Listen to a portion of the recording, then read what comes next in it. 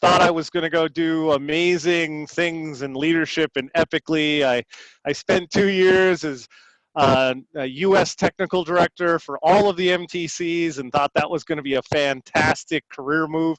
It was actually incredibly educational and super awesome to do. But after doing that for 3 years, I kind of went, you know, people were going, so where are you going to go next? And they were like, you're going to go up the leadership chain. You're going to go do that. And I was looking at that and I was like, oh no, I just can't do that. The national tech director was as far away from the tech as I could possibly get. So I finally said, you know what, I went there, I did that, I impacted Microsoft at a US level, established some major career milestones for me. I can walk off the stage and go, yep, I played at the big leagues. I now want to go back and do the stuff that I absolutely love, which is really down here, touching the tech and working with folks on building amazing things. So when I came back, I was like, oh man, I can't wait to get back in the community.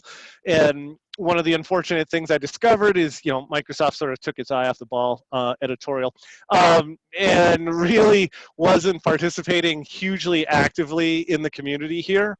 And, you know, I talked to the director here, Doug Splinter, who's well known in the productivity arena and all that, well-known speaker himself. And I said, well, I really want to get back engaged, get Microsoft back in that game. And it was fun. You know, I reached out to the team here and we were planning like an epic come on home event. Today was actually intended to be this big, cool event we were going to have here at the MTC, bringing everybody home, doing some cool things, and then this bloody thing happened. So we still plan on doing that, still want to do that once we can get things back to normal. But today you'll just have to put up with my talking head and me waving my hands and using a PowerPoint deck, which is, full disclosure, my job, not something I get to do much anymore. I draw pictures more than I actually talk to slides. So for this, I'm going to have to use some Cripple. Now, a couple of things, just for fun. When I introduce myself normally, you know, the Van Nurden thing throws people off. And I go, well, actually, it's very occuponymous because Van Nurden is Dutch for king of the nerds. So you get the Van Nurden thing. All right, there you go. All right, so I was preordained to do this gig. It's super awesome. So today's session, this one is fun. Kubernetes, Docker. Good gravy. I can't run into somebody and we not want to talk containers. It's the absolute savior of the universe. And you know, I've met with so many customers and we work with so many different companies. And you know what? I'm going to tell you a secret. Containers aren't for everybody, okay? No, believe it, they are not. The hype machine is in full force that, you know, if you're a dev and you're not doing containers, well, then you're not a player. I'm going to tell you right now, that dog doesn't hunt. As a matter of fact, interestingly enough, a fellow architect of mine ran across a Google engineer posting somewhere along the line that literally said, if you're not a software company, don't use containers because you guys are doing bad things with them. And you know, I don't completely agree, but I can understand. And this whole talk is going to be talking about the positioning of this technology as well as a peer technology, which actually leads me to my next slide, if it will advance. Oh, that's interesting. Oh, well there. That's not happiness. Why won't you let me go to my next slide? Nested technology, isn't it fun? Well, Todd, you're gonna do drawings now, apparently. Let's see here. One moment, folks. I apologize. Let me try to get out of the presentation, see if it'll let me out of the presentation.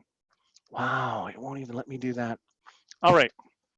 Then what I'm going to do, because this is what we do as architects, is dance. So what I am going to try to do right now is I'm going to try to transition on uncoupling from a couple of pieces of technology here. And I'm going to go ahead and turn off, if I can, turn off, come on, don't be afraid.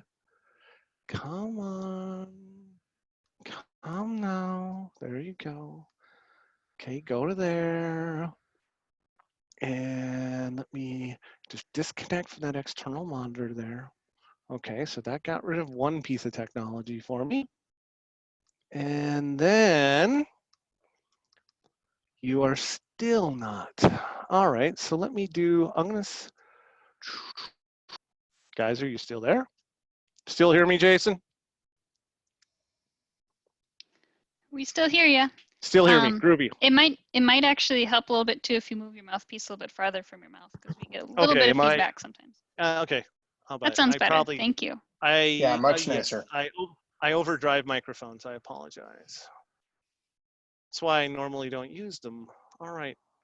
Okay, so now are you going to let me get to the next slide?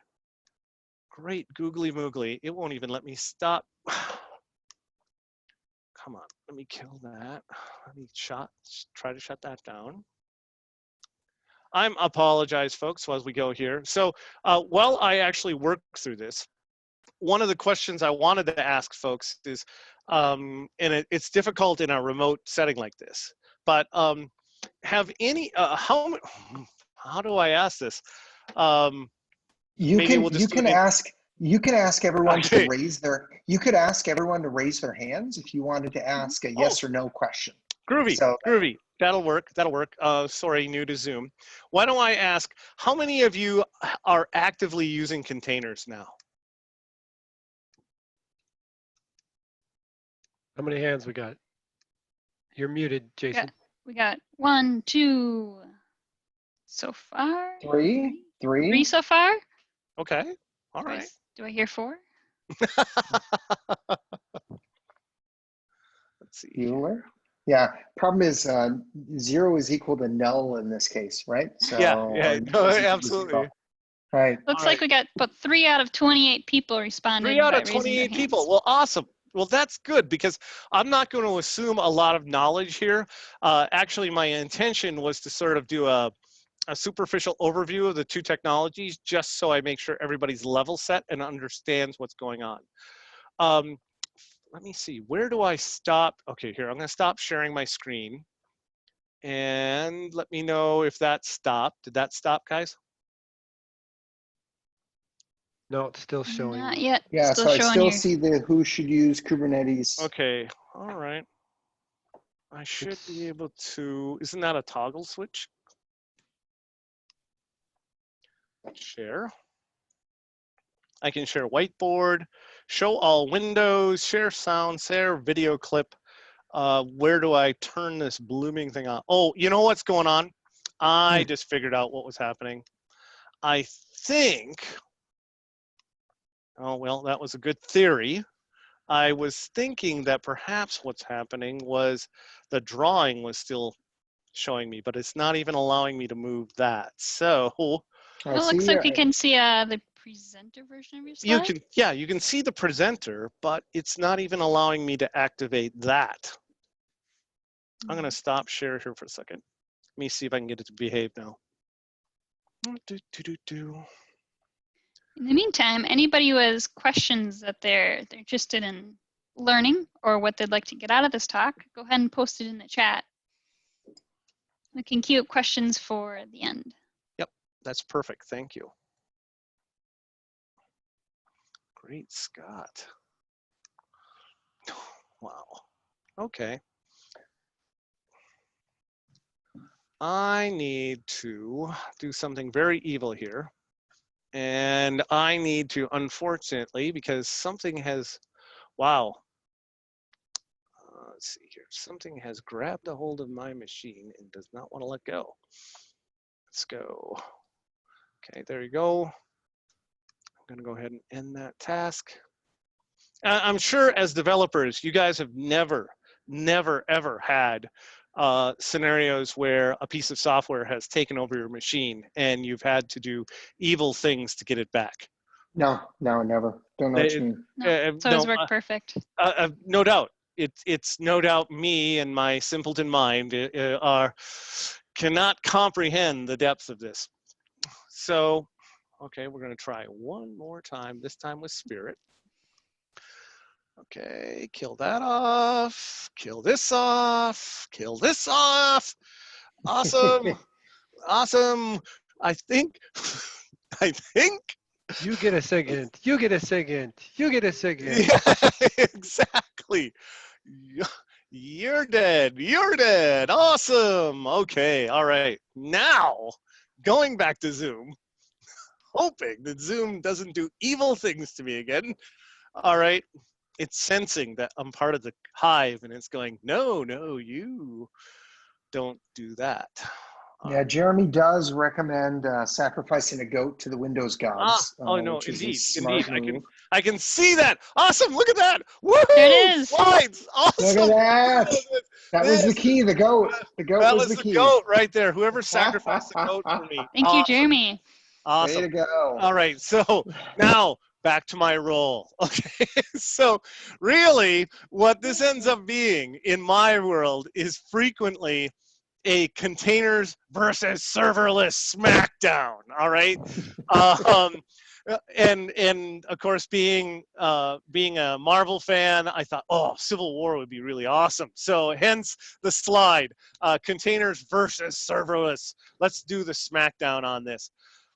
So first off, when we look at this, we really need to talk about what this all is. And this is all about cloud native. And what I need to do is not show all of you guys because you're blocking my slides, right? I'm assuming. Should be able to go small. There we are. It's all about cloud native, baby. All right. It's all about designing for the cloud. And no matter what I say here, no matter what I do, somebody's going to come up with something new. And I saw this quote, and it is absolutely spot on. That no matter what you choose, somebody's always going to say you were wrong. Okay, that's what we are in technology. We are bitter curmudgeons who have far too much time on our hands to pick dogmatic approaches to doing software engineering. I hope none of you are like that. But I do run into folks who've done it, especially folks like probably in my spectrum with all the white and gray hair. Given we've done it for so long, we're absolutely sure we know what we're talking about, so we can be strongly opinionated. I will try to give you a fair and balanced representation of the facts here and help you position this stuff so that when you run into it and you have conversations, it makes sense. So the critical thing here is absolutely that word, hype. As when I started my presentation, everybody's talking about Kubernetes. Everybody talks about containers. If you haven't done it, you feel like, OMG, I am totally incompetent. I don't know what I'm doing. My career is at an end. Don't live into it, because one of the things that you probably have discovered as we go through this cloud migration, this cloud journey as an industry, is that the time to market and the speed at which technology is evolving is so incredible that the minute you're on one thing, something new and shiny comes out. Now, the nice thing, though, is that a lot of these technologies are based on stuff that we've grown up with. So it's not like completely, Area 51 reverse engineered artifacts that have been hoisted upon us as developers and said, here, go learn a completely new skill set. It's candidly sort of an additive approach. So as we go through, let's sort of break this down so that we make sure we understand when I say serverless and I say containers, what I'm actually referring to. So serverless, well, that first bullet is kind of apparent. No servers. The key point there is provisioning or managing. I don't want to deal with infrastructure. As a dev, I've always raged against infrastructure. It's always been the bane of my existence. I've constantly had to deal with it.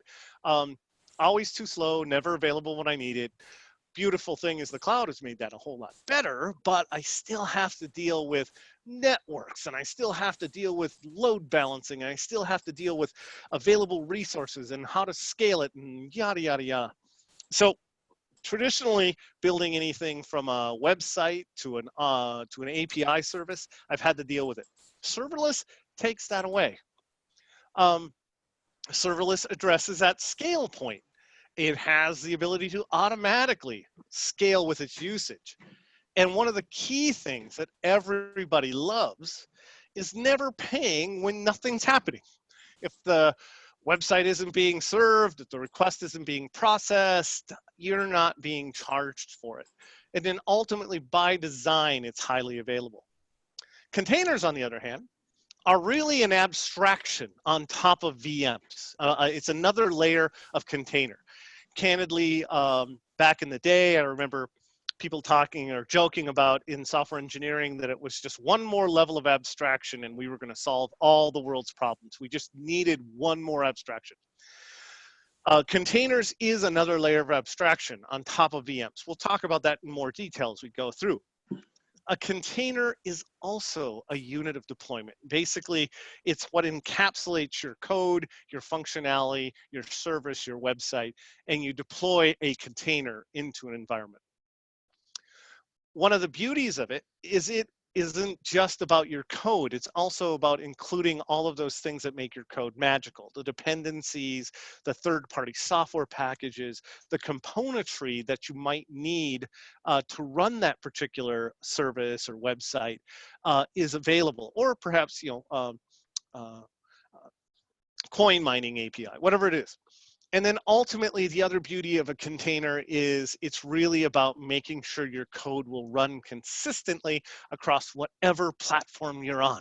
So if you move it from, Windows Server, 2019 to Windows Server 2035, it should run. If you move it from Linux Server, from Red Hat to why am I totally blanking out on another version? One of the other distributions of Linux, it should run consistently. The key is sort of an isolation layer. And by the way, again, feel free to challenge me, to throw things at me, to stop me, to post something that the MCs can call me out on. Because I love to have a discussion on this stuff rather than just sort of talk you through it. Jason, Elsa, are you hearing me okay? Everything's coming through so far? Yep, sounds Okay. Great. Perfect. Sounds amazing. So great. Okay, awesome. So let's go on to our first competitor, containers. Now, I'm not picking which one it is. I'm not saying containers is Cap or Iron Man. You guys can choose which one it is, but let's talk about containers. So we talked about containers as really this encapsulation layer around your application. So you're moving beyond virtual machines and really being able to segment and contain functionality into an isolated entity. For those of you who go way back in development land and used to develop in Windows, especially websites, IIS had the concept of an app container that your code ran into. It was a security boundary, it was a process boundary, it was a load balancing and resource constrainment boundary. You can think of containers today as something very similar to that if you're familiar. So again, what it's doing here, as you can see as the bullets, oops, let me back up there a second. We are virtualizing the operating system in the containers, which means, hey, does that mean that I get rid of the operating system entirely? No, you still have an operating system, but you are partitioning it logically, and you are maintaining several of the components needed to run in isolation on a given version of the operating system are shipped with your container as part of it. And then of course, scaling, just as I alluded to with the IIS example, you can deploy more containers on a machine, and so you have more instances of your application running. So the key thing here is that the container is basically packaging up all of the dependencies, the configuration, could be configuration files. Frequently, that wouldn't necessarily be my first recommendation of one of the things you'd put in there, but you might be putting in resources like imagery, maybe even videos, maybe heavy load assets that you want very close to your code that you can retrieve as part of that, as well as, say, for instance, your code is using a third-party component. That would be something that you'd also include in your app container. So when we look at why we've gone to this, is that in the traditional way of virtualizing, I remember when virtual servers came out and it was like magical, because you know what, we've got these hardware servers running in the environment and they're not fully utilized. And they're running one application load. And the problem is everybody was terrified to put another app in there for fear of what it would do to the ones that are already running in there. So virtualization allowed us to say, hey, you know what, let's run more than one Windows machine on that hardware, or let's run more than one Linux distribution on a piece of hardware. So virtualization sort of changed the game around managing the data center, but it really didn't completely solve the problem.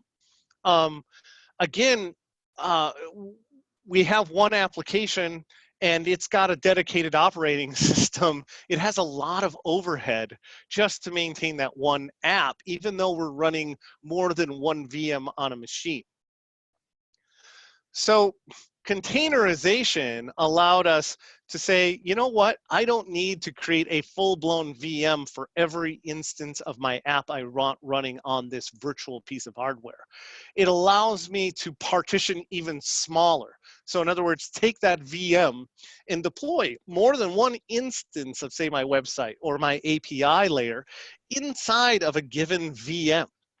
And again, I'm managing the resources, the memory, the CPU loads. I'm isolating it from the other applications and running it, but I am still sharing, and this is one of the things that I think is subtle and a lot of people miss. I am still leveraging parts of the underlying operating system, because that's how I get the efficiency. If I was to crawl into that container, deploy my code, dependencies, and the operating system, well, at that point, I've just created another VM. In this situation, the container is really focused on functionality for your applications, not worrying about, oh, I need to also scoop up the dependencies for the operating system, because the container is going to make a supposition. I'm a container for a given operating system. That's another subtlety that you need to be aware of. Containers will always be dedicated to a given OS. You cannot run a Linux container, a Windows container inside of a Linux distribution. Now, I'm going to bake your noodle for a second. One of the things many people don't realize is that you can run a Linux container on Windows. What? Heresy, madness, no way. Yes, one of the interesting things about Windows is there is a Linux subsystem under the hood. And if you were running a virtual machine that was running Windows, you could actually run a Windows container on it and a Linux container. But there isn't, candidly, a Windows virtual subsystem in Linux. Although, believe it or not, there's actually work being done on something very similar. So one of the things that's beautiful about containers, and we sort of alluded to it, was the ability to move the containers across environments. So to be able to, hey, you know what, I'm going to spread this load, or I'm going to consolidate the load across VMs, because you know what, there's been a lot of headroom in that particular VM. I've got a lot in over here. Let me move those containers and migrate them very cleanly, allowing us to, again, drive very good efficiency around scale and management of that infrastructure. Now, that's not happening automagically. That's happening because I've set it up and I've designed for that. So what is Docker? We talked about containers in the most generic sense. The technology that implements containers, that is sort of the universal default container, is Docker. Docker is an open source framework to run and create containers. It's got all the tools to assemble, manage, and encapsulate your code. If you've ever heard of a definition called YAML, maybe you've done DevOps and you haven't happened, and you're in GitHub or even in DevOps in Azure. You can go in and define YAML files that define your development deployment pipelines. I jokingly say, and I probably shouldn't say this on a live broadcast, but I have said it internally, that YAML is a virus. And if developers can find a good solution, if developers and engineers can find a tool they really like, they will try to use it everywhere. YAML was actually created to help Docker define what's going on in their environments, and has subsequently been adopted by several other technologies and move forward. So the Docker specification is basically saying, how is this container structured? What's going to go in it? How should I compile it? How should I deploy it? How should I tag it? Those kinds of activities, and have defined that standard format. But containers by themselves aren't enough. It's sort of like a hypervisor. If you're familiar with hypervisors and operating systems, they're the thing that virtualize the operating system. If I just gave you a hypervisor, you go, wow, that's cool, that's awesome. But then you go, oh, crud, I need the tools for how do I manage this thing? How do I do uptime? How do I do those kinds of things? Containers are very much the same way. You can think of them as like the developer's hypervisor of how to maintain things. And again, if anybody, and you're probably terrified by me already watching, to ask me a question or call me out, just because you probably think I have had too much caffeine. But truly, I'm more than happy to have a discussion on a topic if you think I'm a little off base. But so really, we need orchestration. We need something to help us manage those containers and their life cycle and how they get deployed. So when we look at orchestration, these are the types of things that an orchestrator needs to provide. Obviously, scheduling is about how do I do uptime? How do I do recovery, failover? How do I scale? Affinity versus anti-affinity. What they're talking about there is really a scale-out scenario where I want these containers to run both here in North America as well as China, or I don't want these containers to run in a certain region. Health monitoring, this is the ubiquitous stuff that we're worried about. Hey, is the container, the code in the container functioning well? Are the resources assigned correctly? Are we providing the right infrastructure? Failover makes sense, you get that. Scaling makes sense. I want to be able to deal with the fact that, wow, the containers are maxing out. I need to create a new instance, but then I need to also think about the host in which that container is running it. In other words, the VM that the container is running inside. Are we maxing out the resource? You know, we could put as many containers as we could possibly get into a VM, but that's probably not going to be effective because the VM only has so much capacity. So when you do scaling, it's not just talking about the containers and how many you can run, but whether or not the VM can host it. And then you've got networking. And you go, well, hold it. Doesn't the VM handle networking? Yes. However, the containers can also support networking amongst themselves. So you can create a pod of containers that have related services. So perhaps you've got a three-tier architecture. So as a result, you've got a website, an API layer, maybe a persistence layer. And what you've done is you've created a pod that keeps them together, and you want to make sure that the networking between them is dedicated between them for some particular security reason. That probably doesn't make a ton of sense from a fault tolerance and scalability, but it could be a scenario that has to be applied. And then service discovery. So that's really about, I'm trying to find containers that are capable of things, as well as container libraries. In other words, containers that are already partially pre-built with certain attributes or certain operating system or certain tools that are already pre-built that I can put my code in. And then finally, the coordinated upgrades. I need to do a phased upgrade across my cluster so that some containers are up and I am upgrading them, taking other ones down while I'm in the upgrade process, and provide that failover and recovery and coordination across the entire infrastructure. It's really, really powerful. Now, Kubernetes is sort of the de facto tool. So where Docker is your container, Kubernetes is the orchestrator. That's the management tooling that the industry has sort of de facto agreed to as the thing that they want to use.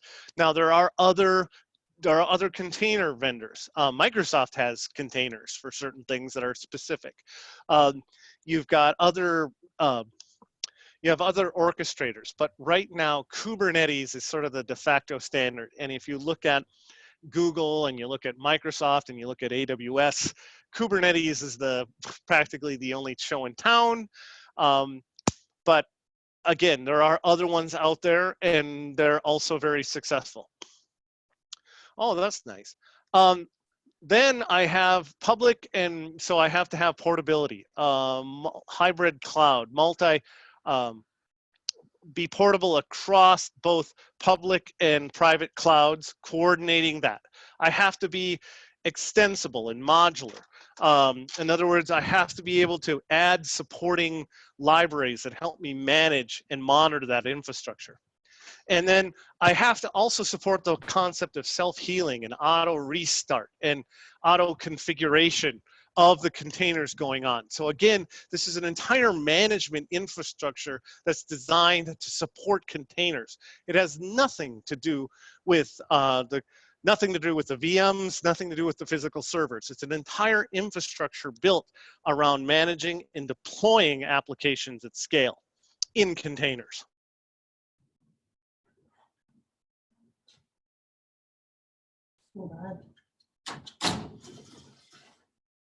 I hope Todd didn't run out of. Hey, buddy. Todd's doing the webinar. And I think hey, Greg, I can hear you, brother. Oh. That was Greg Kostick, one of the smartest infrastructure guys I know on the planet. He's dialing in from from Denver to join us today. So it's pretty cool. Oh, very cool. So that's awesome. Anyway, he's here to also make sure. This meme stuff is very complex. I can't figure out how to mute. I apologize. That's okay. You should have seen me at the beginning, Greg. I looked like a complete idiot. But anyway, we got past it. So again, Kubernetes is really providing that robust automation infrastructure. It is also scriptable. It is also provides configuration by definition.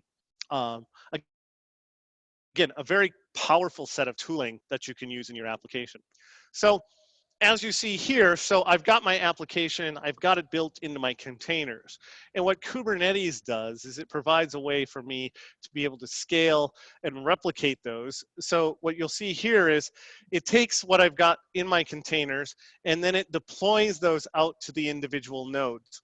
What you're seeing here is we have the concept in containers and Kubernetes of a master.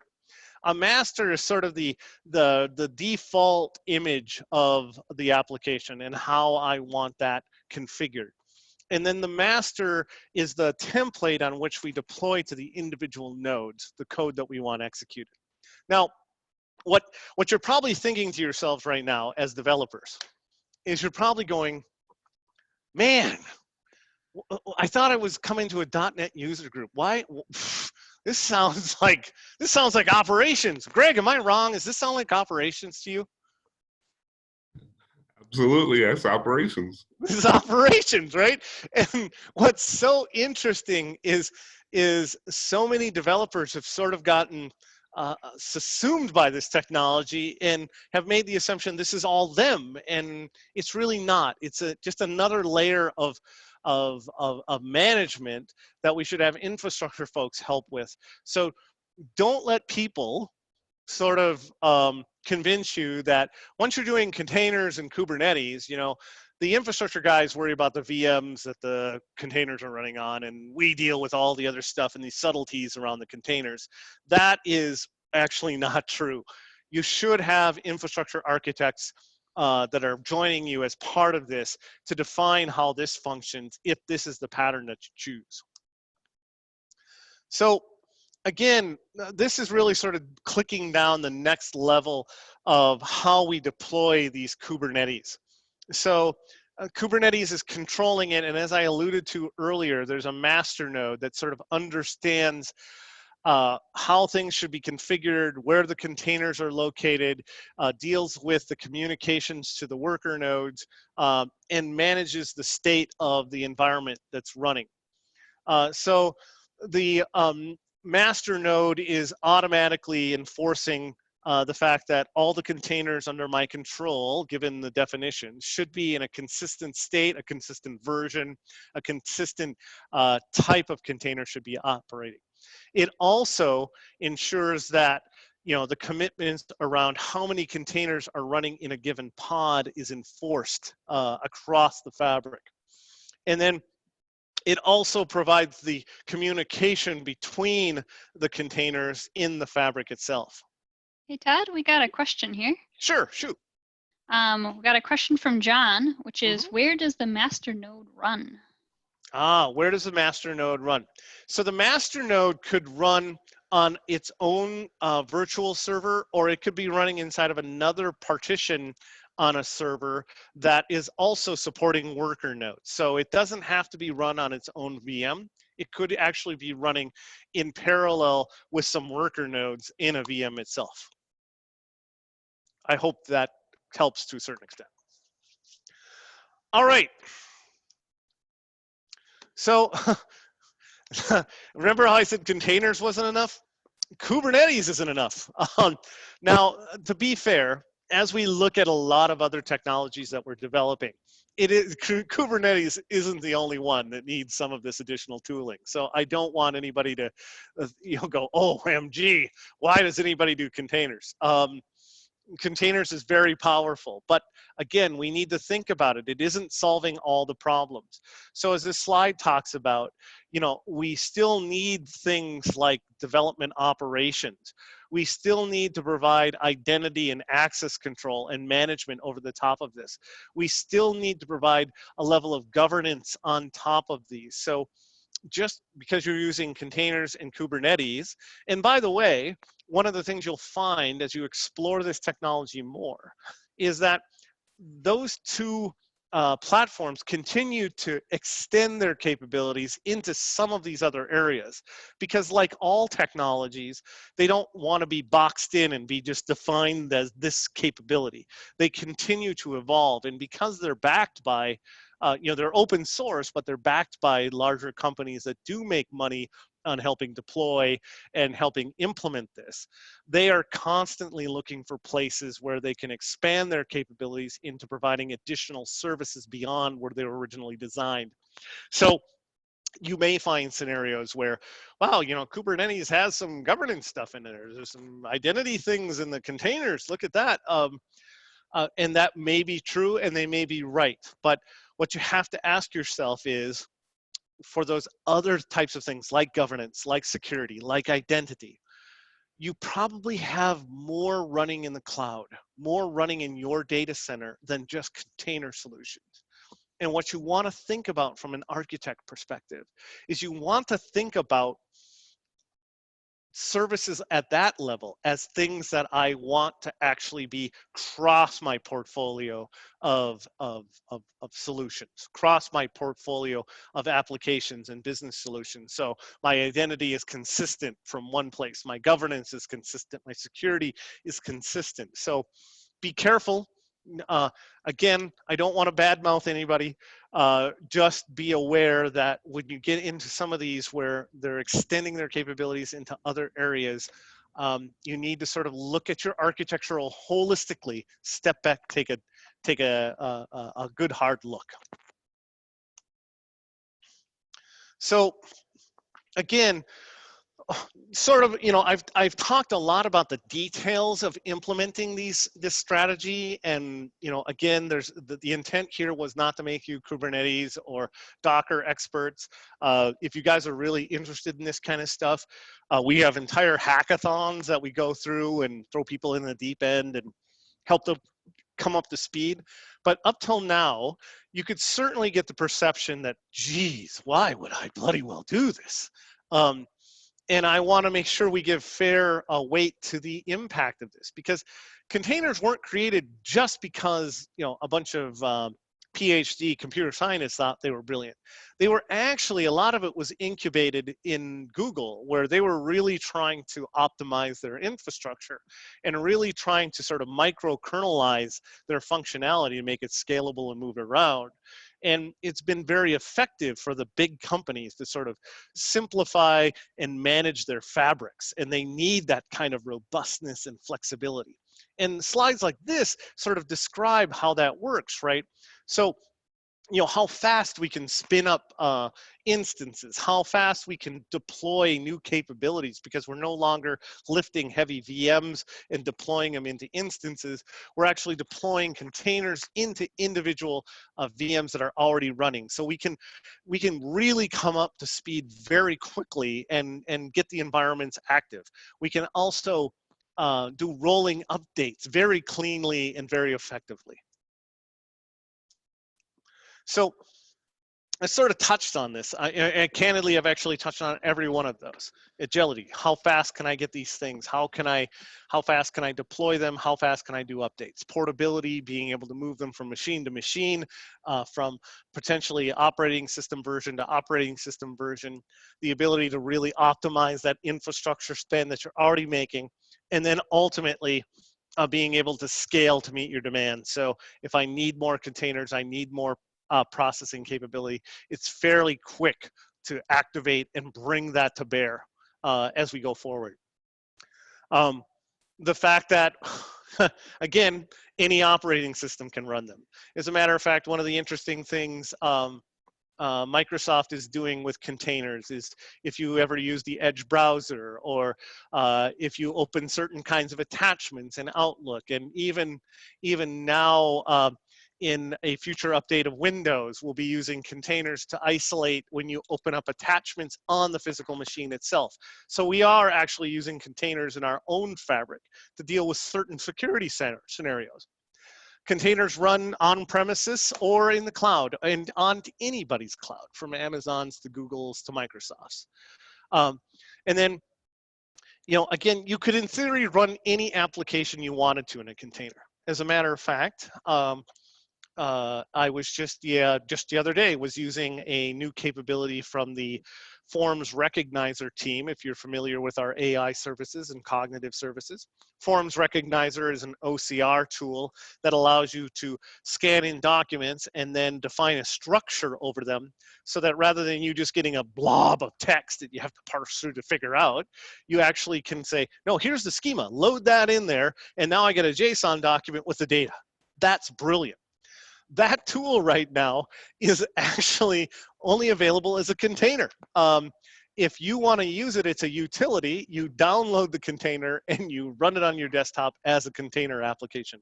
Basically what it's doing is it's running JavaScript, a JavaScript app inside of a container. You'll run to a web page and off to the races. So yes, containers could be used to run any application. I think one of the other powerful things is, of course, because the container is just another layer of abstraction on top of the operating system, that any language will run in that container. It is, it's beautiful in its portability and its ability to sort of integrate across different languages. You know, this is the hype machine in full blast, right? So you look at the numbers, you look at the folks that are using it. Yes, lots of people are adopting it. Lots of people are leveraging.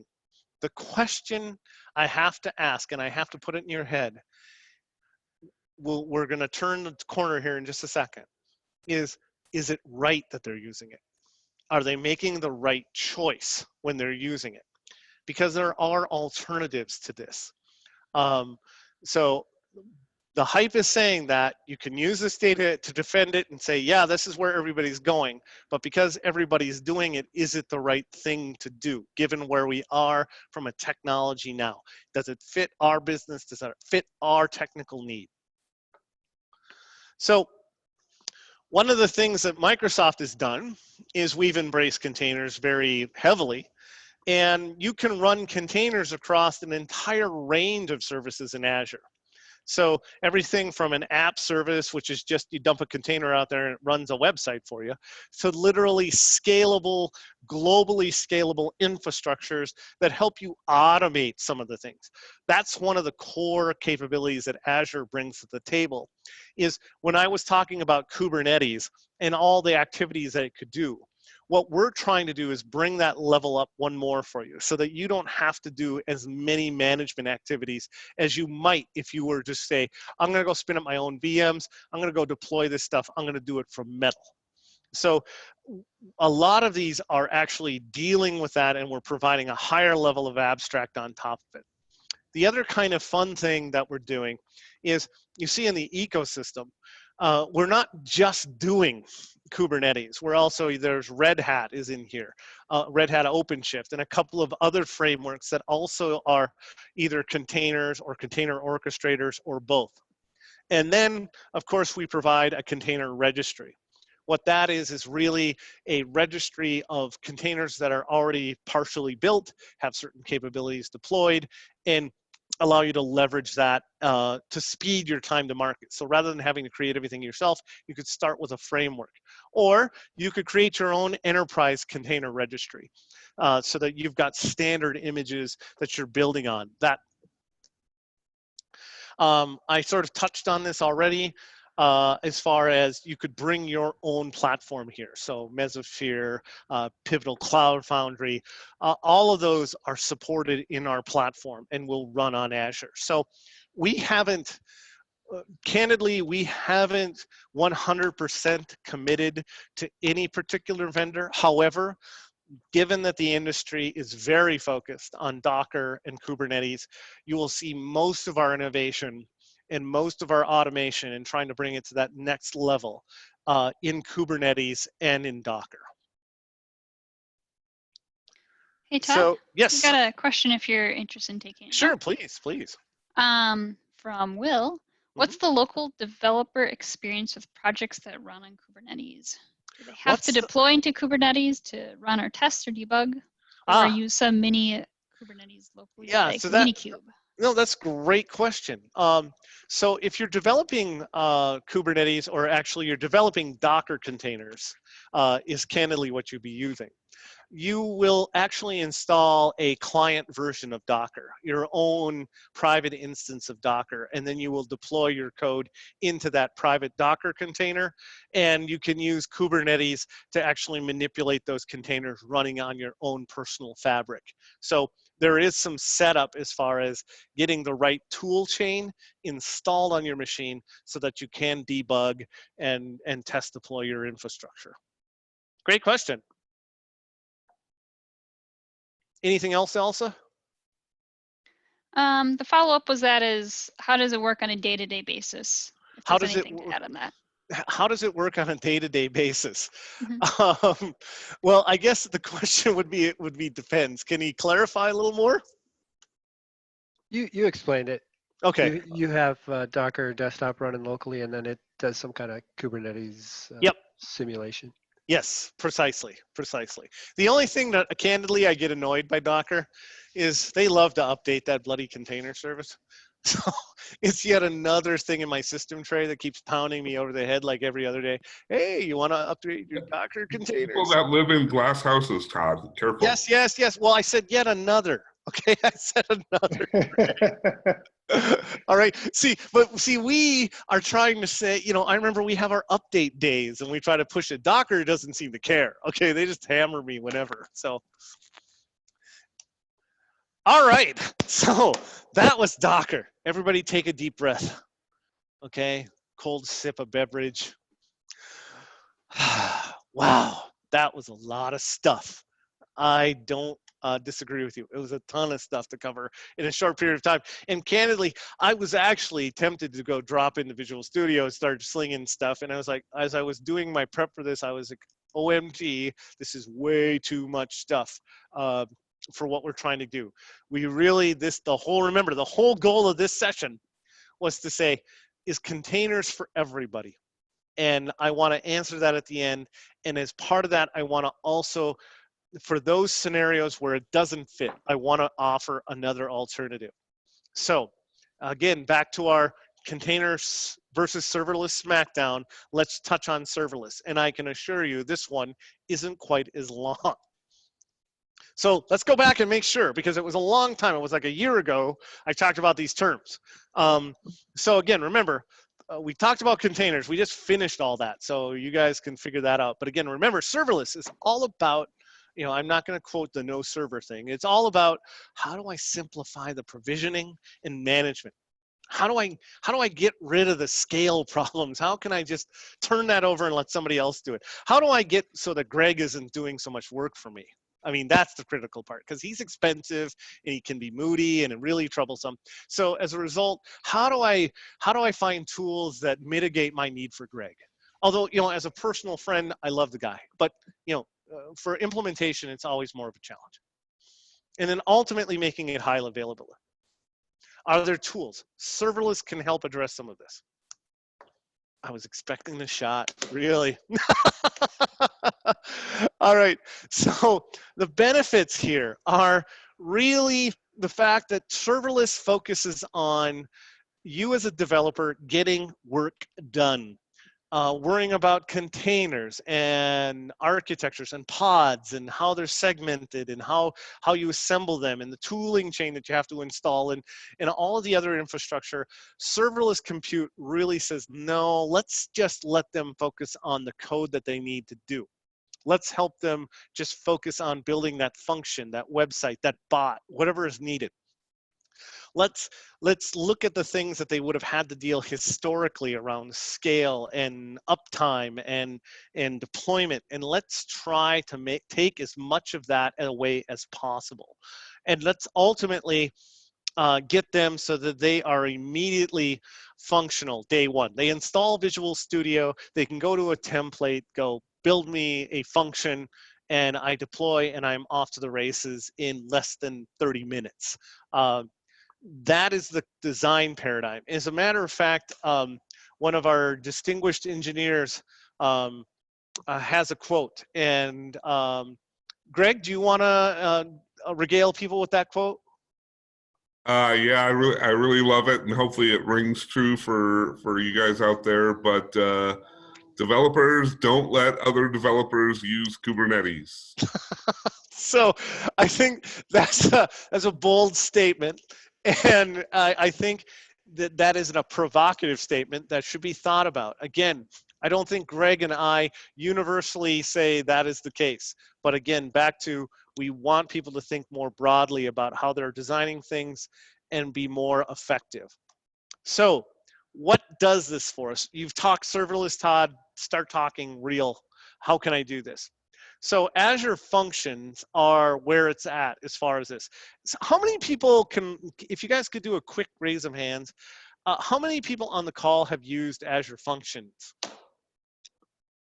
All right, we got 1 people raising their hand, 2, 3. I would raise my hand, so that's 4, 5. Mm-hmm. Anyone else? Smash that raise hand button. 6. 6? Yep. All right, great. All right, 7. brilliant. 7, Yeah. awesome. Alan put his There we hand go. in there.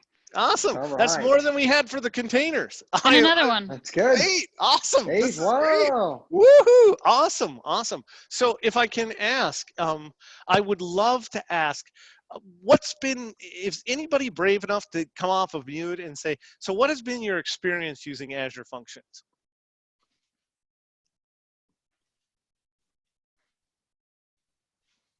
Anybody want to throw a comment I'm out not there? hearing a lot of bravery out there. How about you, Jason? You want to throw 2 cents in? No way. I'm gonna throw Thomas Blumberg to the Okay. mix. Here's what All he right. said. We recently migrrated to Azure as infrastructure as a service. I love the idea of serverless. I think it will meet our needs really well, specifically durable functions in Azure. Yes. The hang up is we have offsite clients that host themselves. I've read that you can run Azure Functions through a Docker image with Kubernetes. Yes. How realistic is this, really, question mark? The answer is, it is very realistic, and it is completely possible to do so. They were designed from the ground up to support a scenario where you might need to run them locally as part of something. Because again, Microsoft's whole philosophy on this cloud thing has been hybrid since day one. You can imagine why, given the fact that we're one of the biggest server operating system companies on the planet. So why would we ignore our children on site? So, Right. so yes, that is completely possible. Greg, do you have any commentary on that beyond the Azure Stack and our services? No, not really a lot to add there, I guess. Okay, all right, no worries. All right, so yes, it is possible and it can be done. And we do have customers that are doing it now. In fact, believe it or not, there have been customers who have actually run Azure Functions in AWS. Cool deal. AWS, by the way, has Lambda, which is the sort of competing product of Functions. But ours is cooler. Ours is cooler. Oh, anyway, way cooler. Way cooler. All right. So I have a logistical question from the Slack. Yeah. How long do you think the presentation will be going this evening? Not trying to rush you, trying to rush you, just a curious question from the crowd. So what I will say is we've got about 10 minutes. That's it. Okay. Perfect. I'll be done in 10 minutes. Okay. Perfect. That sounds awesome. Okay. So, I'm sorry. If I was running long, guys, you should have told me. Todd, can you speed this up? you are not running long. No, you are not running long. I thought that this is a good opportunity. And Thomas Blomberg, by the way, says thank you. Okay. So. Brilliant. Awesome. So, and actually it's funny because on the bottom of the deck, it says hosting options are flexible. Yes, absolutely. So again, back to deploying it where you need it. So that is super, super cool. So scenarios for functions. I mean, if you are building practically anything that is web-based, anything REST APIs, bots, IoT, file processing, event processing systems, you name it, functions are are a place you should strongly be looking. I wouldn't, obviously functions are not designed to write a Windows app. You're not gonna host a remote Windows app inside of a function. Functions are all about hosting code that can be executed. But again, you can have a presentation here through a web interface. And I've got a couple of diagrams here just to sort of explain sort of architecturally what's going on here. So, you know, one of the critical things that I as an architect harp on people all the time are when I'm building large scalable systems, I hate synchronous invocations to the back-end systems, especially if I'm doing high value activities like updating inventories or processing orders or that I always recommend using a queue between the client and the back-end processing because I want guaranteed reception of that message. I do not want to lose that transaction. And rather than having to go out and go, okay, I'm going to go spin up a Microsoft API app and I'm going to go plug in all of the NuGet packages to go read from the queue and get the subscription, and then I'm going to write a backend service that queries it, blah, blah, blah, blah, blah. Functions natively know how to hook to it. Literally go into the function, define your interface, say I want to be fired by a queue, give it the address, deploy, off to the races. And as a matter of fact, where you're going to persist it to, we also provide connectors. And what's also awesome about it is it also can be driven by configuration. So you could, after the fact, even if your code is deployed, actually extend the interfaces that your function is going to use. Mobile applications, I mean, funny thing is I have a mobile app that I built for a big event I do in the summers. It's called Pirate Revels and Games, and I built a treasure hunting app, a mobile app. And one of the things for the treasure hunting app is I actually have ghost pirates that roam the property, and you can go after their treasure.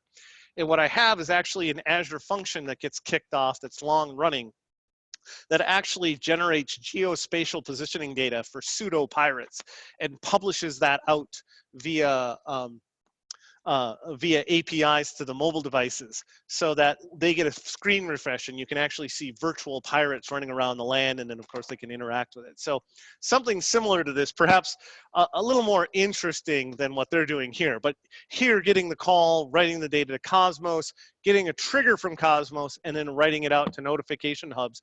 Again, one of the beauties here is we've got most of the connections already defined for you, and you can just implement them via via metadata.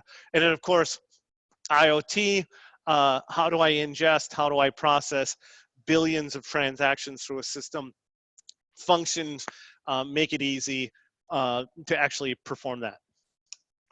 So let's settle this. Containers versus serverless. Differences in the nutshell, right? So serverless, we manage everything. We deal with the scale, we deal with patching of the underlying fabric. You still have to deal with your own applications. You don't have to install you can't install software. That's one of the caveats. That means you can't go in and like have a third-party setup.exe that's going to deploy an OCR component in the environment. But if you've got third-party NuGet packages and you've got assets and such that need to be shipped with your application, you can. It's just you can't. It's not a full-blown container, and it's not a full-blown operating system in which you're going to deploy custom third-party components that support your application. So you need to understand that limitation. The configuration and setup of it is really easy. The other side of this is that our language support is limited. In other words, we support right now F#, C#, Java, TypeScript, JavaScript, as well as Python. If you go beyond that, we don't have an ability to host your code or support your application using our serverless architecture. Containers, you have ultimate control. You can do a ton with them. Tweak, manage practically every setting. As I already alluded to, you can put in whatever external software you need to support it. And then, again, you have ultimate control and flexibility with it. But you are ultimately on the hook for managing and configuring VM sizes, and if you have to scale, dealing with the issues that need to be done to deal with that, and then also the complexity of the tool chain to support it. Hey, Todd, we have a question from Jeff. Yes.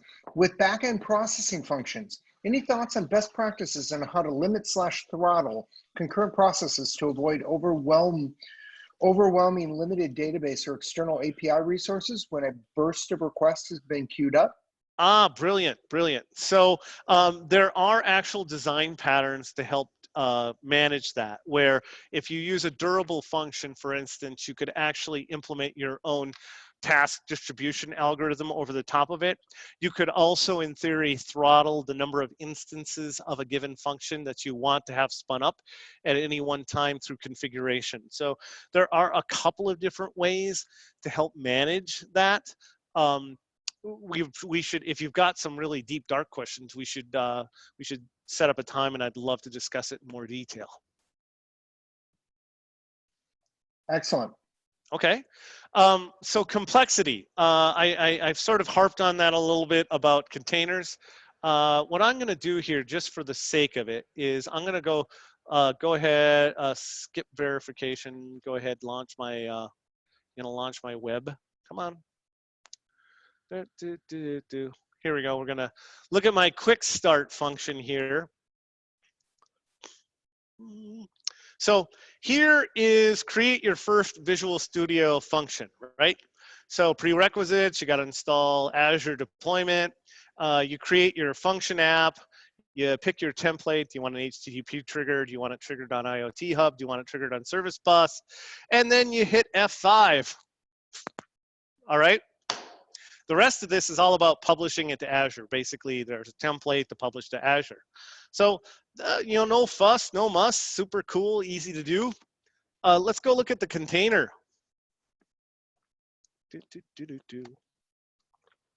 If we look at the container quick start,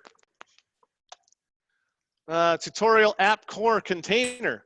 So we have our app core, so we create our project. This is all in .NET Core and Visual Studio .NET, so there's a lot of command line parameters here. Then we have to turn around and we have to create our Docker file, which defines how the environment is going to be configured and set up. Once we've got that Docker file built and configured, then we also, or it's here we're actually building it here as part of this script. And then we turn around and, oh, that's delete Docker container to go. Then we can turn around and run our Docker container. Then we set up our entry point, how we actually call it, and then we deploy our code. So you can see just through scanning the documentation that there's a little bit of a learning curve to be able to support running Docker and containers in your environment.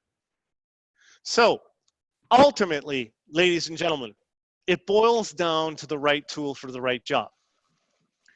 Event-driven, cloud-first, greenfield solutions that you're building for the first time. Strongly look at serverless. In fact, I would beg you, if you're a traditional IT shop or a traditional organization, I would beg you to mentally think serverless first, functions and serverless first, and only look at containers if it is absolutely untenable to do it in functions. And I don't mean by saying, well, if we stand on our heads and you know, throw chicken bones onto the table, that's a good way to do it. No, if it doesn't make sense, don't use it. But you need to start with a strong sort of compass north, and serverless should be where you're at. Unpredictable loading is absolutely a spot-on location for serverless, because you are not paying for the infrastructure that is running. In containers, remember, you're just one layer above VMs. You are paying for those VMs even if your containers are doing nothing. Now, full disclosure. Oh, well, I'll cover that in the next one. Okay, Todd, yes. just heads up, we have a couple questions, but we can hold them till the end if you're on a roll. Okay, I'm literally, this is like the last slide. You finish her up, and okay. I'll ask the questions. Okay, groovy. Burst loads. I don't know, it's just gonna explode. Serverless is gonna be able to handle that far more cleanly for you, a lot less worries and a lot less infrastructure. And then microservices, everybody beats that drum. You know, I think both platforms are good for microservices. Serverless was designed candidly for it. And then what I also love about serverless, specifically functions, is how much of it can be configuration driven. How much you folks can actually drive how they work, where the endpoints go, what's happening in them via configuration that could be changed after the fact. And that's by design and built into the fabric. Containers are far more powerful if you're trying to deal with legacy solutions that, say you've got an old ASP app that you need to go run in the cloud, and you don't have, there isn't enough business justification to go, let's go look at that app and rebuild it or re-architect it. Containers is probably your choice. Just because it allows you to scoop up the goo that it ran on and transplant it more naturally into the cloud. So there are really good scenarios for that. If you've got predictable traffic, now this is going to sound weird. If you have consistent, predictable traffic, containers will be less expensive for you, because you can tune your environment specifically to the load. If you use functions and you have predictable traffic, they will be tunable as well. However, there is a, full disclosure, an overhead cost to calling them, because Microsoft, Amazon, Google, whatever our platforms are, have to do a lot more for you under the hood. So if you've got bursty, unpredictable traffic, we're far more cost effective, because most of the time you're not doing anything, you're not getting charged for it, off to the races. But if you're running something that's just got dial tone hammering 10,000 transactions per second, containers may be less expensive, because again, you can tune your environment specifically to that. You could do it in functions, but functions will have a higher overhead per transaction cost longer term. And then finally, if you're an ISV, If you're an ISV and you have your own IP, you have your own solution that you're Salesforce, or you're another company that's building a platform, and you're going to sell these services to third parties, containers is probably where you want to go. And why am I telling you that? Because we are going to support serverless. Amazon's going to support serverless. Google's going to support serverless. But I can guarantee you we get more say in what's happening in those platforms over time than what's going on inside of your containers. So if you want 100% control of your destiny, top to bottom, containers is where you need to go. And when we talk to customers and they're starting to talk about selling solutions, we have a grand discussion about how they're building their architecture. It's not always that we go with containers, but frequently, specifically if they have very custom IP, we will direct them to containers. All right? And with that, outstanding. boom. That was awesome. All right. Very cool. Wow. Well, I've got a bunch of questions. So are you All right, ready? so shoot. I'm ready. Go. All right. First one from David. What are the considerations we need to have to decide between serverless and containers? What are the considerations? Well, first off, again, I will boil it down at the macro level first. Are you an ISV, or are you an enterprise IT organization that are building services to support your existing customer base? In other words, you're not selling stuff to somebody, okay? That's the first question I would ask. The next question I would ask is, are you deploying something that is already pre-built? You've already built it, it's running on VMs, it's a bit legacy. I would go, okay, then I would ask, is there enough business justification to think about re-architecting it to a serverless architecture? You have to have that business value versus the amount to spend to justify that cutover. So that's another set of pivots that I would ask. And then I would ask, what is your familiarity with containers versus serverless? If you don't have a strong familiarity with containers, I would, unless you've got that weight on this side of the scale, which is really about ISV, really about legacy, really about you've got some dependencies that won't run in serverless, I go, and then you don't have background, then I go, containers is still probably your option, but you need to really proceed cautiously, get the right partners involved. Heck, even come to my shop and we'll talk to you about how you should probably architect it and build it so it doesn't eat you alive going into the future. I hope that answered his question. That was outstanding. So next one, how does functional testing work in serverless, say CI/CD pipeline? Oh, brilliant, brilliant. So functional testing will behave very similar to the testing that you're used to with a traditional API application. Now, full disclosure, when you are actually doing CI/CD types of stuff on your local machine and you're doing integration testing and you're trying to execute automated test plans, there are a couple of things you need to stand on your head a little bit when you're testing functions on your local machine.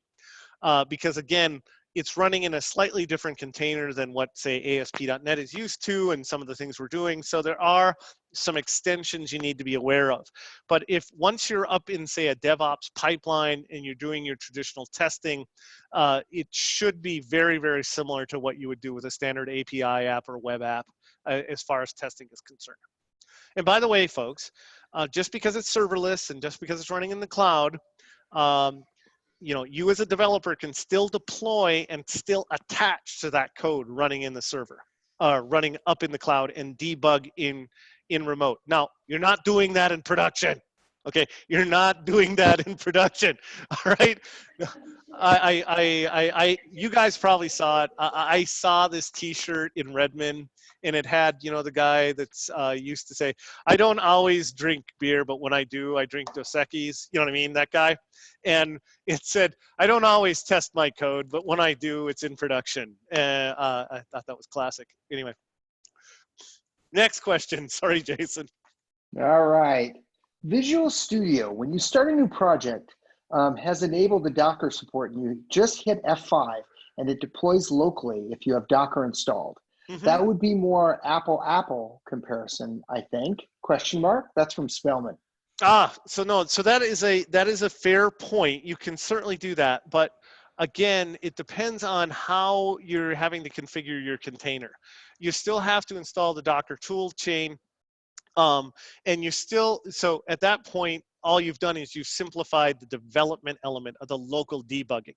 You haven't actually addressed all of the management infrastructure once it's deployed. How do you scale it? How do you secure it? How do you do communications between pods, between containers, that sort of thing.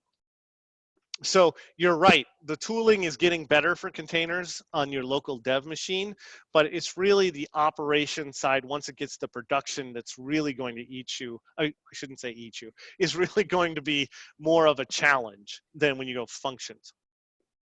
Outstanding. Well, those are the 3 questions I had queued up. Here's another one from Spellman. Okay, he was speaking in a larger scope than just 30 seconds of code. Yes, Got it. exactly. Okay, so that was a good response. So I will say everyone is unmuted right now, so you guys have a choice on questions. You can either just yell them out, or you can type them in, whichever you prefer. I've been banished away while people are coming up with their questions. I've been banished from the living room. Yoga starts at 7. So I'm in the laundry room hanging out. Oh, we got one from Alan Tennis. All right. Azure Stack is the way to get functions running locally. That's from Alan. Oh, well, yeah, that is true. You can use Azure Stack. You can also use Azure Edge. You can use, I believe there's even another appliance. Greg, are you still there? I'm forgetting. Aren't there 3 of them? Azure Stack, Azure Edge. Well, yeah, Azure Stack Hub, Azure Edge. I don't know. I thought there was another one that was even smaller, but I'm blocking. But those 3 would be logical, and yes, we will support functions. However, we also support functions running in containers in non-Microsoft Azure environments. Cool. Yes, Awesome. we don't speak of it openly, but it is supported. That's great. I think there's All right, I think cool. there's one that we missed, Jason. Oh, we did. Good. You want to say that one out loud? I don't remember this one being asked. Jeremy Schlachter says, how does functional testing work in serverless, say CI/CD pipeline? Oh yeah, we did Oh talk yeah, about he it. asked that one. Yep, we got that. My bad. Yeah. No. Got that one. And Brian Link has a mystery microphone, and he's concerned about his cats. So that was also a good conversation that we had going. So yeah. So, Excellent. He was a little unclear on how his stuff was coming through. So okay. Yeah, so it's good. All right. That's good. That's good. All right, cool. Any other questions from the group?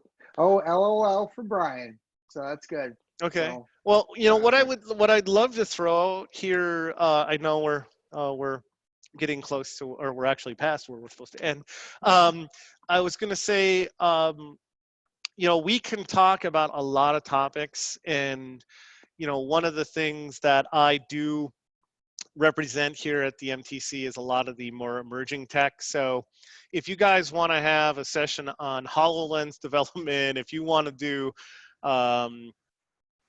Connect for Azure or anything more exotic kind of thing, I offer that as something. Great. Find July and August. So let's book them. I'm more. If I don't want to bore your audience, I don't want to force myself on. No. Remember, you already promised me maybe a Blazor talk in July. Yes, a Blazor. Absolutely, Blazor. We'll get Jeffrey out for that one. Easy. Yes, that'd be awesome. That'd be awesome. Well, June, you'll kind of like. You may know Greg, the Microsoft Regional Director over in Wisconsin. He's going to join, Will, who's the guy from Kansas City that runs kansascity.net user group?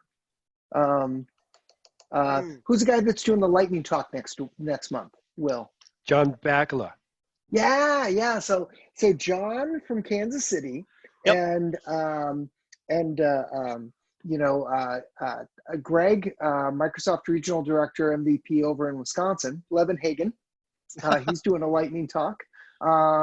So along with Robert Bodenheimer on journaling. Oh, So it yeah, should be Robert. really, I know Robert. Yeah. yeah. So Awesome. it should be, that's our June, but I That gotta sounds tell you, cool. July, let's do some scheduling here. This is good. This is good Zooming right here. Awesome. So doing some live scheduling. I think that's Awesome. great. And maybe we could do it live from a virtual conference center for you there too. Yeah, there we That go. would be, Oh that my would be gosh, best. wouldn't it be Yeah. great to get together again? So yeah, let's get to Microsoft in July. I love that. All right. So Todd, the you- MTC. Todd, Yeah, you, we got a vote from Spellman on the HoloLens demo. Okay. So Greg, you were Spellman saying lost that. something, brother? Yeah, I just wanted to make sure you reminded everyone about Build next week or upcoming, and it's virtual, free for everyone. Did you do that already? Yep, that was called out right away. This Okay, right at the good. top. Just a Thank you for reminder, reminding I me. That like was to go awesome. late. No, perfect. Good stuff. Excellent. All right, very cool. Well, I don't see any other questions coming in. That just means you had a really complete talk. And you answered the few that came up. So you rocked it. Way to go, Todd. Well, thank you, Jason. I appreciate it. So All right. Well, way to thank go. you, folks. I appreciate you spending the couple of hours this evening with me. I hope we were able to answer questions. But again, mi casa, su casa. We love you here at Microsoft. If you come up with something that's just boiling your mind, reach out to us. We love to help. Cool. Awesome. All right, guys. Hey, thank you very much. And thanks for all the attendees. It was great to see you guys virtually again. Can't wait to see you again in person. So, but we'll do that.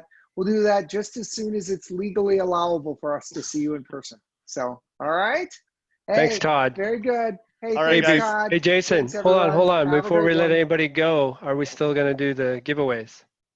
Oh yeah, Oh, let's do giveaways. Oh my giveaways. God. Oh, crazy. Yeah. So let's do random number generator. All right. And our first one, Mark, are you there?